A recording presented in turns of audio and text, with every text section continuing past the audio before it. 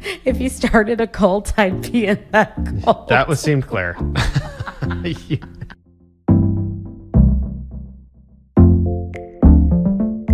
Welcome to Talking Too Loud with Chris Savage, the show that's serving up the loudest takes on building businesses, top-notch products, and unforgettable brands. I'm here with Scott Belsky, founder of Behance, who's also leading design and emerging products at Adobe, author of Making Ideas Happen, The Messy Middle. He's a product obsessive and a creative champion. The list goes on, Scott. So thank you so much for being here. We're really excited to have you on the show today.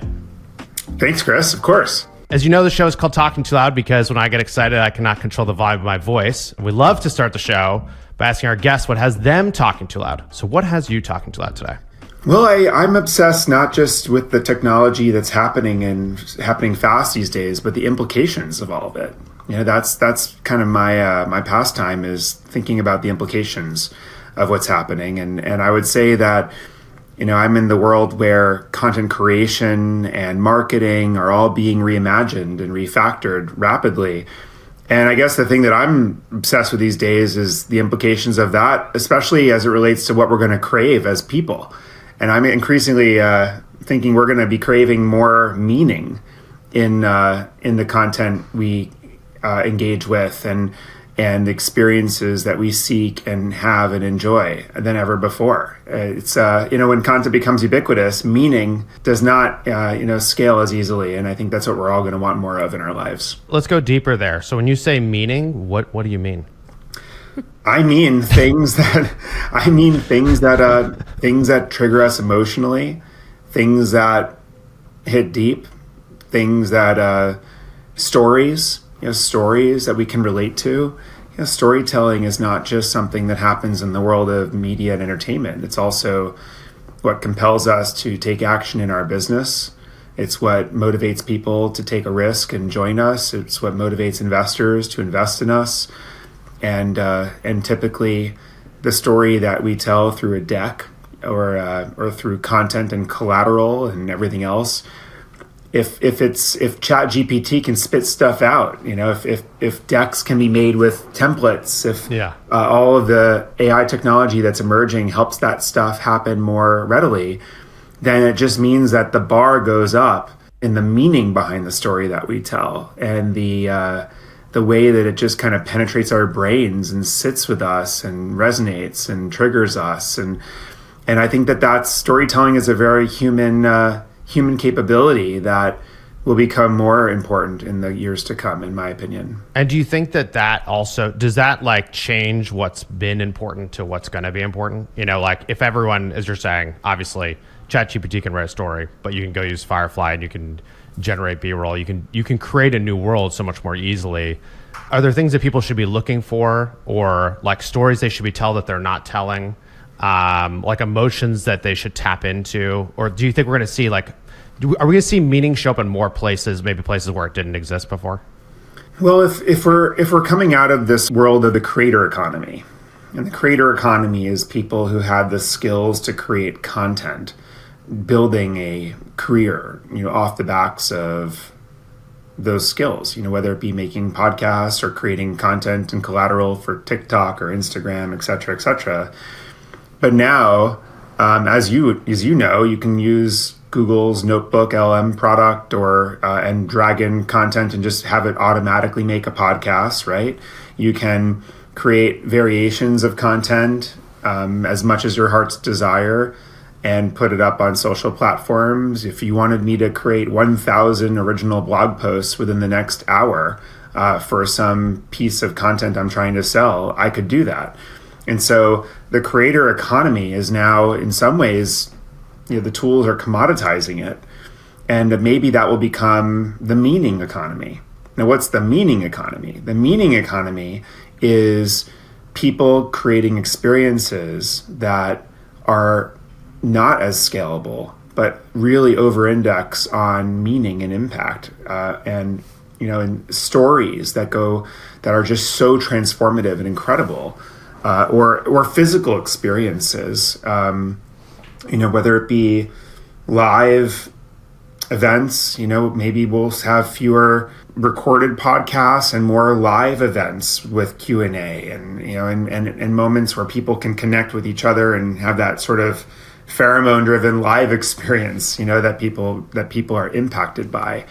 So the meaning economy is interesting to me. I think that it's, yes, the tools that we're all getting excited about will contribute to it, but the human skill set suddenly becomes more important and less scalable in that world. Yeah, I've been thinking about that too, just in terms of feeling like if you're seeing something, knowing that it came from somebody who you have a connection to, like in real life, or like some way you can prove that the person's real.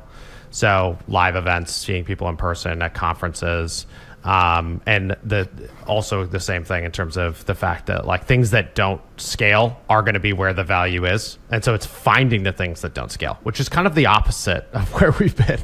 No, I think that's right. And by the way, this is not a new idea. In some ways, throughout human history, anytime something has become commoditized, whether it be shoes or cars or anything else, what happens is that we end up craving brands of those things, and we pay more for versions of those things that have more quote unquote meaning, right? Nike has meaning to it. It's meaning infused by stories that the brand Nike has selected carefully to get behind. And whether it be the rise of Michael Jordan or the solidarity that, some athletes have in certain causes that Nike chooses to stand behind, in some ways that's an example of meaning being injected into something that was commoditized and then drives a sense of like scarcity and demand for it. So we'll spend,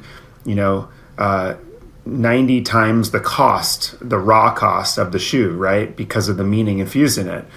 And so maybe like we'll do the same thing for content and, in stories and, maybe that will be also what distinguishes us in the workplace, right? If I'm an employee, a knowledge worker in some company, and a lot of the work that I once did can now be done by AI, then what drives the scarcity and value of me is more so like the storytelling, the meaning, that extra like value that I inject, into the company or into me as the brand in that instance, right? Within a business as an employee. That's very interesting. And I think that the Nike example resonates instantly. It's like we all know, like there's a feeling you have when you see a Nike ad or a Nike shoe or a Nike product. Just do it. But it's also interesting because that's a brand, they've been doing that for a long time. Like they've built up a lot of brand equity. Do you think there's an advantage in this new world for like companies that have built up brands over longer time? Or do you think that it can be disrupted by like smaller groups, organizations, individuals who haven't done it before? It's really around authenticity and meaning. So you see new brands emerge all the time, but I think that synthetic brands, like someone who just tries to look like something else, people see through that pretty quickly. I go back to art, right? When you look at some like a piece of artwork by someone like Mark Rothko, one might say, oh, it's just huge splotches on a canvas. But, it's the story. Those Philistines. Right? Yeah, it's the story behind his work and him, right? And the originality of the fact that he kind of did this first that drives the scarcity and value. It's the meaning. Now, of course, there are many other quote-unquote artists that just did what Mark Rothko did, but no one wants those. Why, right? It's not a cosmetic thing. They're maybe similar, but it's like it's the meaning that was infused into it that people crave. So I think that when you look at a lot of great brands that have evolved over the years, I mean, Hermes was a saddle company. They had like a story that they capitalized on, and any sort of brand I think typically has that. And so if you're a modern day business builder, I think you should think about the source of the meaning that you're going to use to compete, in this new world where anything can be created, especially digital, right? There's just anything can be created for nothing, even software. That's why Yeah. I'm interested in also the notion of luxury software. I And was the just going to idea- ask you about yeah. that because I feel like it's very related. We talk a lot about software on the show. Spend a lot of time, like, of course, obviously, Wisp is a SaaS company, so I spend a lot of time thinking about it. But I think let's go like a little bit deeper there because that is you're kind of saying, tell me if this is right. The way you're describing it is kind of like, hey, in art, story has always mattered, and we know that. Like, we know there are certain artists that did something first, and it's exactly in the right moment in time that it like changed our culture. And now what we're going to see is like a pretty broad change, which makes sense because the AI is changing so much, to a place where we're going to see more of that similar dynamic in more places. And so in more places, there's going to be there's going to be artists like Rothko who are incredibly well known, unbelievable storytellers, and their work continues to hold meaning. And that they were, just an echelons different than other folks. Is that what you think is going to show up like in software and also in other fields that are really directly touched by AI? Yeah, I do think in some ways that as humans, the experiences and the artifacts that we buy, digital and physical, that we are going to, as a result of being inundated by stuff, as every brand floods the zone with content, right? That our reaction as humans will be to crave the more scarce and meaningful version of everything. And I do think that's going to drive consumer behavior and in the things that we buy.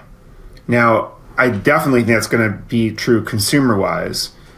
I also think that there's going to be some degree of that in an organization, quote unquote enterprise. And the reason is because we're all trying to flex some aspect of ourselves every day, whether we like to admit it or not, right? There's a cultural flex of something. There's a sophistication flex. There's a I value my time highly flex. And, we do it with what we wear. We do it with, how we capitalize or don't capitalize, or there's probably subconscious things that we always are doing to demonstrate and relay who we are, again, in this world where we're going to be competing against AI in some ways, right? And so I do think, I think about that's where this notion of luxury software comes in, which I've been writing about in Implications, this newsletter I do. It's the idea is that I think that we're going to want to have software that also just has a bit more craft and meaning and scarcity and story behind it, much like we do our shoes. And it sounds crazy at first, but I look at some of the software that I use, and why I use it. Superhuman just mounts Gmail.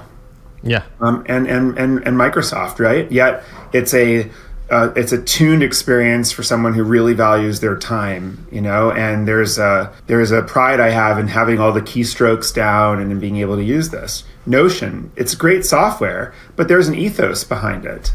The way that the team presents themselves publicly, the story they tell of why they do what they do and why they don't do what they don't do.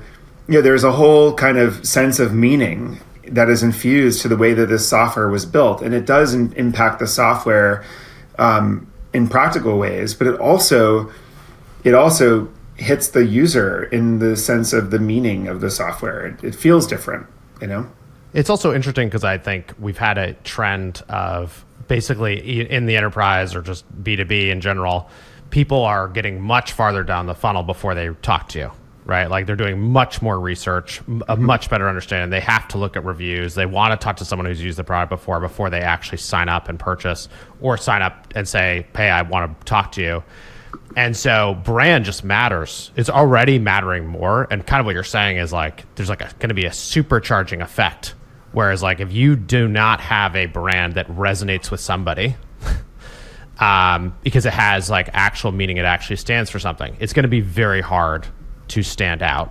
And conversely, just like Superhuman, everyone is not going to pay for to have their email when you can get it for free. Right. But the people there's enough people out there in this world, the internet, that you can actually build an amazing business if you can have that great brand and focus on that specific slice of what people want. Yeah, and which is where like the luxury notion comes from, right? Because not many people want to pay thousands and thousands of dollars for a luxury handbag, but there are enough people who want to pay that there are luxury handbags that are in some ways cultural flexes for the people who wear them.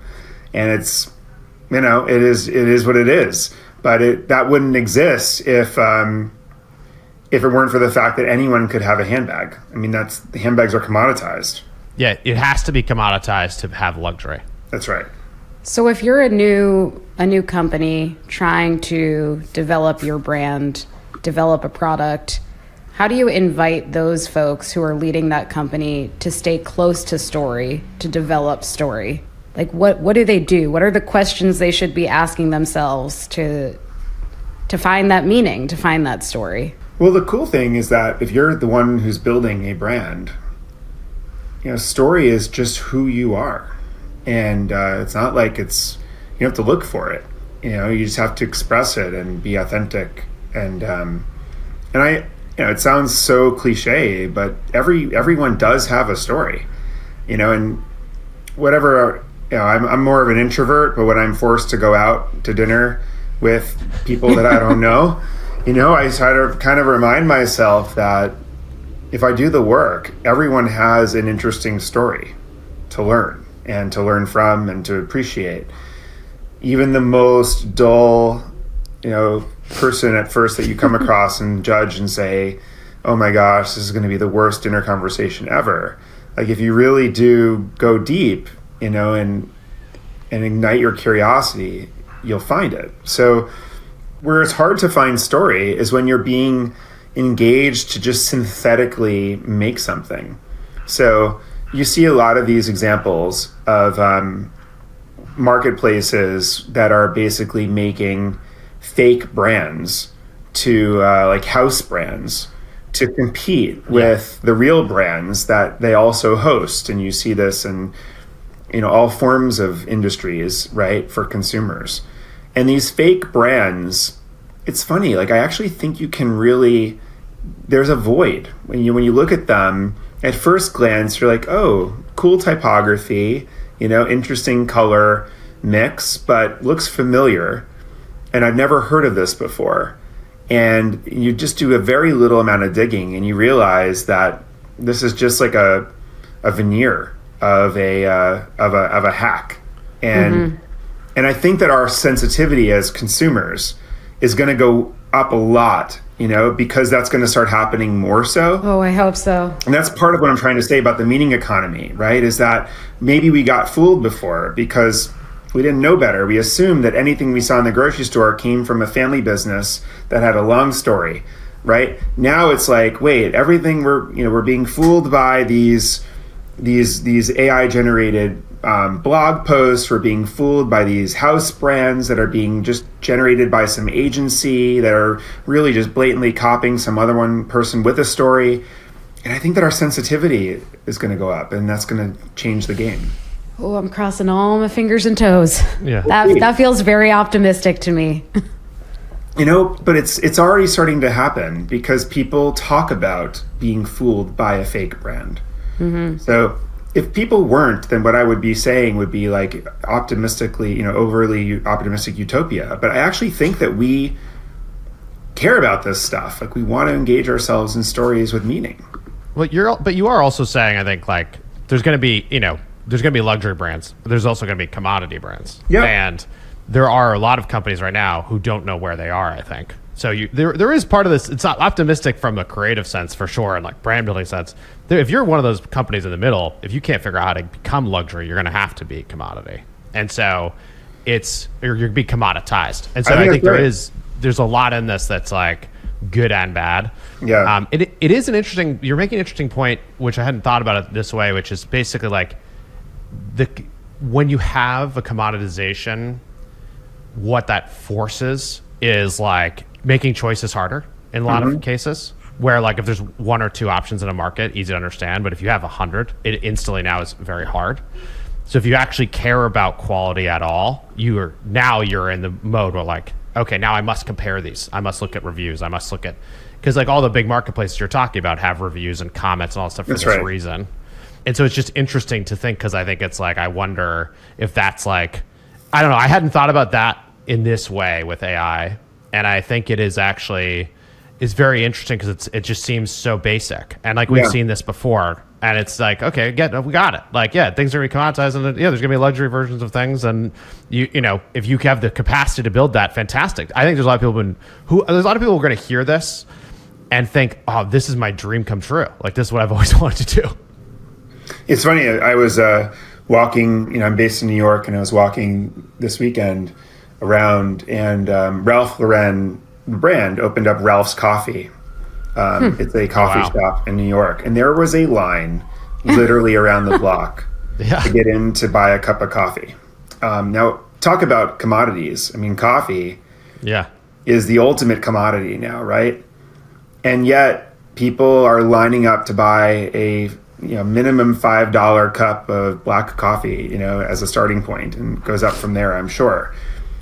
Why? Well, if you think about the brand of Ralph Lauren, it's just an incredibly crafted, curated story, right? Of, an American family on the ranch, and every image that comes to your mind with Ralph Lauren is a great example of a brand, that is truly indoctrinated with meaning. And it's an example of a brand that, that has story and meaning, having permission to basically do anything in a commoditized space. Yeah. So it's just a really, I think we're going to see a lot more of that. I'm actually very interested in brands that have meaning, leveraging their authenticity to have permission to do new things in different spaces. Like if, let's just be crazy for a minute. If Ralph Lauren came out tomorrow with a to-do software application, that's such a stretch, right? Yeah. But yet people would probably try it, because they're what would you expect? You'd expect fine stitching and really handcrafted details, and I don't know what you would expect, but it's I feel like this was attempted by some companies in 2000. I feel like in the .com boom, there was companies trying to do this. Really? Yeah, I think so. And I mean, I definitely remember seeing software from companies that it felt like they shouldn't be making software. But I had, as you were talking, I was having that exact thought, was what does this mean? What would this mean for what permission a brand has? Right. And that's kind of what you're saying. And you're saying that if anyone can write software, and also if anyone can make content, which are two things, the most scalable things out there, basically, other than commerce, money, software and content. If anyone can do those things, then a lot more people are going to. And it's going to be back to what does your brand have permission to do? Yeah. And that's the overall point, I think I'm making, is that content wasn't always available to everyone. In fact, 5 years ago, it was extremely hard to make a top-tier podcast, to make content that could be distributed on social that looked professional. I mean, all these things, you needed a lot of money and team support and everything else, and and that's changed, and so there are implications, and that's kind of where we started. That's why the implications are so interesting to me. It's let's not talk about the fact this technology exists. Let's talk about what are the first, second, and third effect implications of this. I was just wondering, you guys were talking about Ralph Lauren opening that coffee shop before, and how more brands are going to kind of use their meeting to enter the commodities space. Is that ultimately a good thing? Are we because you have more permission to play, I'm for it, because you can do outstanding things? Or is it a dangerous thing? What's the line there? I think to answer that question, it kind of goes back to what makes us happy. So, I enjoy, or I aspire to have a life that's as full of meaning as possible, right? And if I can have every artifact on my desk, mean something to me and have a story behind it, I'd far prefer that than the most, run-of-the-mill, just lowest cost, possible everything that could save me money, but it wouldn't surround me with artifacts that I think, have something behind them. So maybe that's just a personal preference, but I think a lot of people are similar. They care about their space, the objects that they use, the I think it also all psychologically impacts us, right? The what we see when we open our eyes in the morning, and the things we feel, the sensations we get, when we engage in our daily life, like, matter. As a startup entrepreneur, I always felt like the space that our team worked in really impacted the products that we made. Like the physical space. Yeah, the physical space. Absolutely. If it felt disheveled and all over the place, I always felt like our products would feel disheveled and all over the place. And I really do believe that when we hold a product or when we use a digital product, it tells us about the team behind it, and it tells us about the influences and the construct in which the team had to work, which includes not only the culture of the organization, but the physical space. I mean, it sounds crazy, but if you actually think about the mechanics of making stuff and what you're being inspired by and what you're being surrounded by, it's also interesting. I've become a student of this, in the sense that our products, and in my day job at Adobe, products like Photoshop, the UI of a product like Photoshop over the last 40 years has been inspired the things that people have made in Photoshop. And I think there's a lot of examples of the tools we use influencing the things we make with the tools. Let's jump into your day job a little bit. So I think when we first started seeing generative AI take off a few years ago, there were a lot of people like, man, this is going to disrupt the big companies. This is going to disrupt Adobe. This is going to change the game. And I think if you look at where we are today, it is the opposite of that. Instead of disrupting you all, it seems that you are some of the first people to embrace a lot of this tech. Is being done in a way that like businesses and individuals can use it and trust it. How'd you do this? How'd you know to do this? How'd you make it through this? Like, maybe from your vantage point, you haven't made it through yet, but from the outside, it's been like pretty amazing to watch this transformation. How did this happen? Sure. Well, first of all, Adobe has always had a really strong artificial intelligence team. For at least the last decade, we've been shipping features that are enabled by AI. So I remember 5 or 6 years ago on our stage, I shared something called neural filters. It was simply an AI-powered set of capabilities that would do, manipulate images and do things for you. You could turn day into night. You could turn a smile into a frown. That was all. That was AI trained on models of, images of people with frowns and smiles and that sort of thing. So now the advent of generative AI, certainly that was a breakthrough.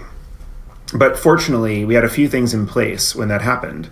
Number one is we had already built a cloud platform behind all of our products. That really didn't exist before, because our products used to be desktop downloads or installed software. But we had done a lot of the work of connecting our products to the cloud so that we could have what are called cloud documents as opposed to local files, that we could have services like fonts and colors and libraries that connected assets across our products, and things like neural filters that were also powered by services in the cloud, so that when it came to generative AI, not only could we quickly ramp up on the research side and start to build our own models, but we also had the pipes already to deliver these capabilities to our customers, which was years of work that thank goodness we did. Yeah. Right. But it positioned us very well so that not only could we get these models up and running quickly, but we could deliver the value to our customers quickly. And then we have a very good system of our designers being very empowered to solve how to surface value for our customers quickly. So, in the instance of bringing Firefly, which is our family of generative AI models trained in a very certain commercially safe way, by the way, bringing that capability to our customers, say in a product like Photoshop, we were able to quickly create what we called the context bar that allowed you, wherever you were in Photoshop, to have this generative capability at your fingertips and test really quickly in beta and then get this out. So I'm impressed, that the teams were able to really, I think, do this quickly and for us to incorporate the feedback we got from customers really quickly. But it's an arms race in some ways, because every company is either building their own models or are leveraging third-party models. and are bringing them into their tools quickly. And the models keep getting better. And so we have to not only continue to improve our family of generative AI models, we also have to make sure that we bring them into like the next era of where we're going to compete and hopefully win, which we call the controls era. So the prompt era was sort of the thing we kind of think about today with generative AI, like prompting something and getting something. The controls era actually looks a lot more like Photoshop. You know, it looks a lot more like something that outfits the professionals that have the skills to really use this technology in ways that ordinary people cannot. And it's a huge opportunity. And I think that's where the world is going. And we can talk more about that later too if you want. Yeah, let's go into the controls era. What is that? So the controls era, what is it? Tell me everything. Is the levers and the knobs, right? So instead of saying I want a tiger, with balloons in the background, it's actually saying, I'm going to create a layer of balloons and generate that. I'm going to make sure that these three-dimensional objects also have the physics of what they should be doing in an environment in terms of shadows and light and everything else. And if I want to generate tigers, let me generate many, many various versions of tigers. And let me also use a structure reference so I can actually pose these tigers and change their pose and swap them, which one goes where, and depth of field being consistent with my vision. And then when I have them with the balloons, again, like the laws of physics play in, and I can manipulate them, but have it be, exactly what's in my mind's eye, and have like real incredible amounts of precision and control as I both ideate and explore the full surface area of possibility, and also when I come up to like the final production assets. And and I think that that's what creative professionals want. Now, if you're just making a birthday card for your kid, you probably don't care where the balloons and the tiger is, right? But if you're making something that's like a production grade asset, you very much care. And I think that's Adobe's sweet spot, is we're really good at outfitting creatives to have a lot of precision and power and control. And, and I think that's one of the things we really owe to our customers, is to do that, better than anyone else out there. Wowzers. That's all I could come up with was wowzers. It'll be cool. It is really cool. Well, and it makes sense because there's like, I've thought a lot of, I'm sure you've seen the same idea. Oh, soon you're going to make a prompt, you're going to have a feature film. Yeah, I don't think that's going to happen. Yeah, and I feel like it's like, okay, this is someone who's never made a movie had that idea. Right. Which is like not thinking about all the edits and the cuts and the shots and the angles they're coming from and the lighting, and like generating a character that looks the same from 6 different angles and actually makes sense. And there's a lot more to it. But it is interesting in there because you did say, like, you're like, well, if you want to make a card for your kid, you can. But then also, like, if you're going to do this, and like a lot of people are going to make cards for their kids, I think, now. Yeah. And they don't need the controls.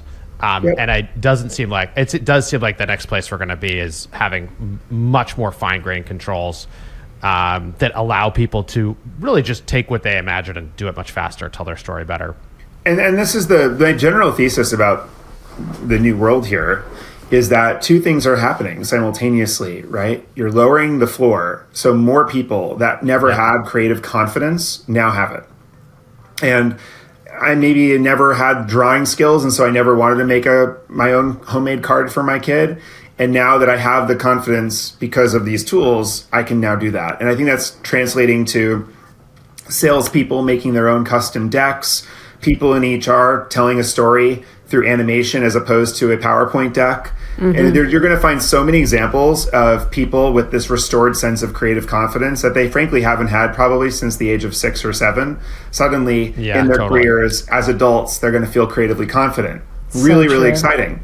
But the pros are like, whoa. Like, what does that mean for me? I'm happy that you can make your own animation, but I'm an animator. Like, what does that mean for me in my career? And so not only are we lowering the floor, we're also raising the ceiling, right? Mm-hmm. So the animator now can really just go to town on exactly what's in their minds with these tools. And they can explore, instead of having to take one direction and in the constraints of the time that they're given, make an animated sequence or film or whatever. Now they can explore 10 or 100x the possibilities. They can really refine and achieve another level of what they have in mind. And they can, inject meaning, right? So this is where the meaning economy comes in here, is that now the people who have the greatest stories to tell authentically, also have the skills and capabilities to tell them. And I think that that's where meaning is going to differentiate the content that's being created. So, the ceiling goes up. I think that's great for pros. When pros are capable of something amazing, what do we do as businesses? We hire more of them.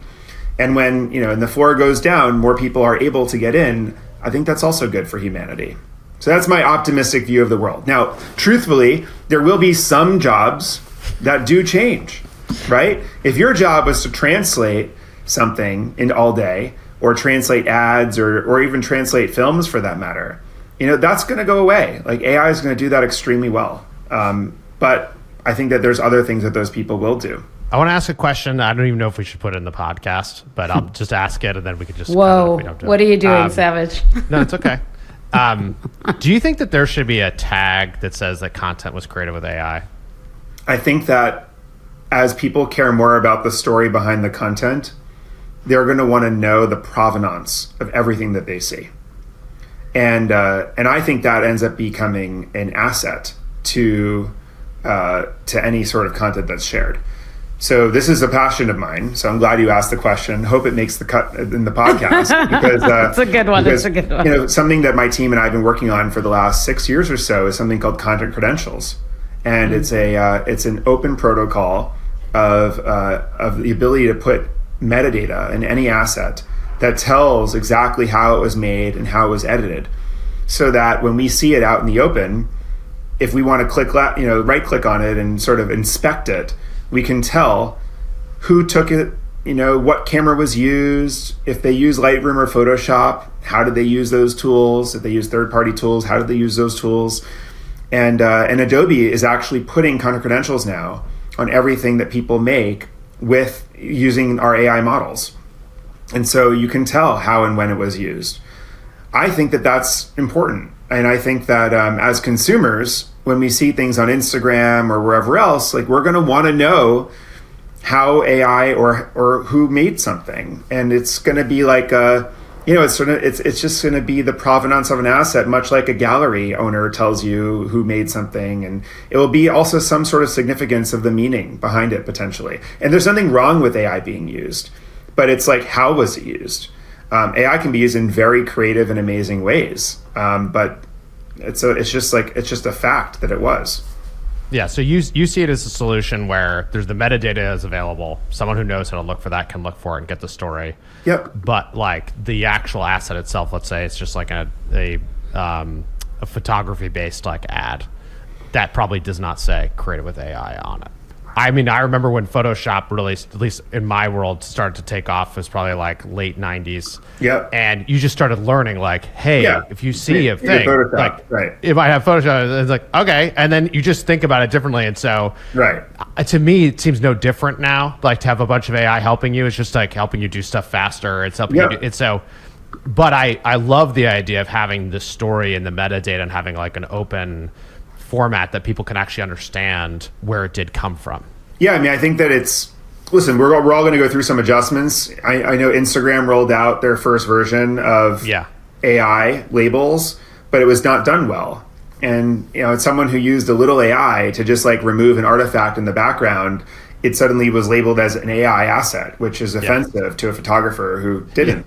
Yeah. Right. So then Instagram fixed it. Like they corrected it. Now it's just labeled as there's more information. And we actually are helping them adopt content credentials so that you can eventually say, like the photographer used AI just to change the red eye, on some person. Like that's totally legit. Like what's wrong with that? That's awesome. Okay, Scott, we're going to get into the final segment of the show called Time to Get Loud, aka the rapid fire segment. So I'm going to throw some quick questions at you, and you can tell us what you're excited about. What's one tech trend that you're all in right now? Decentralized social networks, I think, is really interesting. Nice. What's a book or show that recently blew your mind? I recently saw this film, The Brutalist, which is really about this immigrant architect and his life story that definitely impacted me. What brand do you think is currently killing it in the creativity space? In the creativity space? Yeah. But you can use that definition very broadly if you'd like. Oh my gosh, yeah, it's like that. Well, basically everything. So in everything, what brand is good right now? Brand good. Brand good. Oh my gosh. And I'm not supposed to say Adobe because I'm biased. What brand is killing it in the creativity space or anything broadly related? Oh, you know what? Like Legos. Great, Paul. Big Lego stand over Do here. you have any adult Legos? I mean, I love Legos. Yeah. If I had more time, I would use Legos every day. They're really killing it. It's amazing. Okay, final question. If you could bring back one piece of early 2000s tech, what would it be and why? Probably like the Palm Pilot. Oh, the Palm Pilot. Nice. Just like kind of, quirky and manual, and it felt like the future in such a fun way. Yeah, that was exciting. Scott, thank you so much for being on the show. Where can people best connect with you to learn more? Thanks for having me. Well, I encourage folks, implications.com. That's where I am trying to aggregate and share all my thoughts and welcome any feedback, on anything that I'm brewing. And at Scott Belsky on your favorite social network of choice. Thank you guys for both having me and a great conversation. The meeting economy blew my damn mind. Yes. And I think Scott's newsletter is great. I read Scott's newsletter. Definitely sign up if you haven't yet, where he goes and talks about a lot of this. But I think it's also, he has a very optimistic view, and it makes a lot of sense, and it's grounded in this like very extreme long-term trends. And I think like anything, there's no guarantees here, but I think the idea of where this is going makes sense. The idea there will be a lot of change, but that the fact that at the heart of it, what we're looking at is a kind of a moment where software in any creative industry, there's like a potential, there's a change that started to happen. The change is happening. It's just where will we end up? And the fact that it's like is about, in his world, telling great stories and being really authentic and having meaning in the things that you consume and buy is like, exciting for anyone who likes to tell stories like us. So. Yeah, I was wildly comforted by his take on the fact that people not only will crave meaning, but they'll be discerning about what has meaning. Because I'm like, I don't know, what if everybody's just like, give me the fake Prada bag. Give me the bag that says Prado. Looks like the real thing. And he's like, yeah, there's going to be some of those people. Maybe Prado sales will go through the roof. Who knows? But there are going to be people, a lot of people, who are like, I want this. I want the Prada because of the story behind it.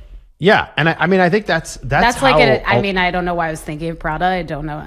Yeah, but I think that it's fine. It's a fine example. It's fine. I just think it is how like a lot of these markets already move and work, right? And I think that's what's so interesting is like you have this baseline. I was like, well, I don't need that. Like, great. But there's some people who really value it and really want it.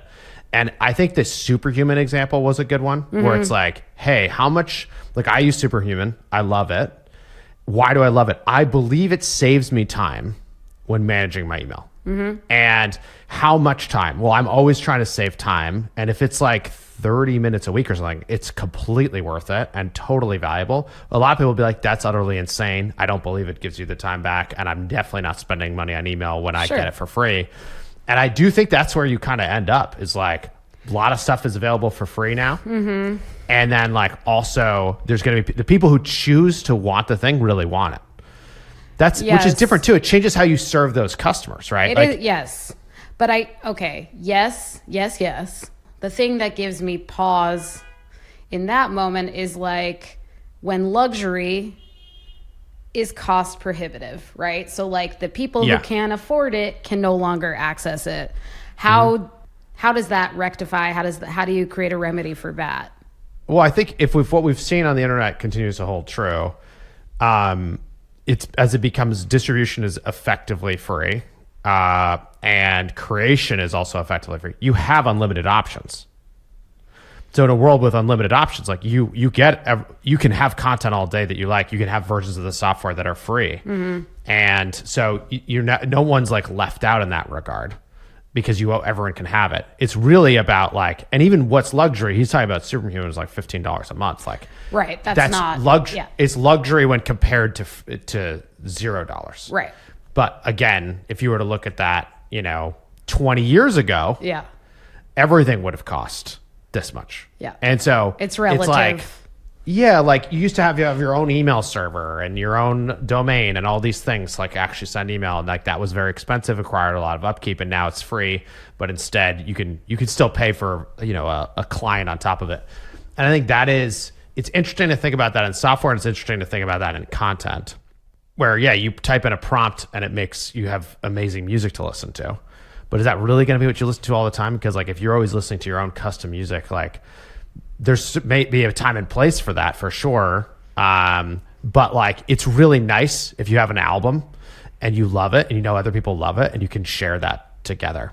It's like I've talked about this, you and I've talked about the shared experience thing a lot. Like we want more shared experiences. So like watching a show that airs at a specific time, like I think that's going to be back more and more and more. We see that with sports, but I think it's other big cultural moments. Seeing that with movies, where it's like less movies being made, unlimited free content to stream online, but then also the really big ones, like you want to go see Wicked and you want to go see Gladiator 2 In the theater to see it with other people and talk about it with other people and feel connected in that way. Let's freaking hope so. Let's hope so. I like it.